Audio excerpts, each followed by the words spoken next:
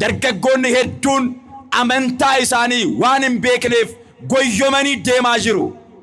Barumsa duuka bootaa waan hin beekneef, seenaa mana kiristaanaa waan hin beekneef, sirna mana kiristaanaa waan hin beekneef, maqaadhaan Ortodoksii Tawaahidootti nan amana jedhu malee barsiisummaan Ortodoksii Tawaahidoo maal akka ta'e, dubbii fayyinaa irratti Ortodoksii maal jettee akka barsiistu, doogmaan ishee maal akka fakkaatu, duuka bu'oonni jalqabarraa kaasanii amantaa kana akkamittiin babal'isaa akka dhufan, duuka bu'oonni jalqabarratti amantaan isaanii, barsiisni isaanii maal akka fakkaatu namoonni hedduun kana waan hin beekneef beekumsa dhabuudhaan namootaan goyyomaniit amantaa isaanii gadhiisaniit bahaa jiru.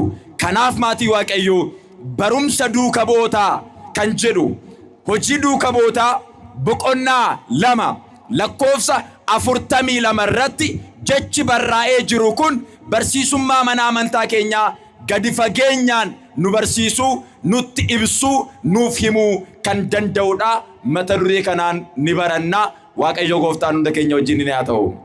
Ameen jedhaa.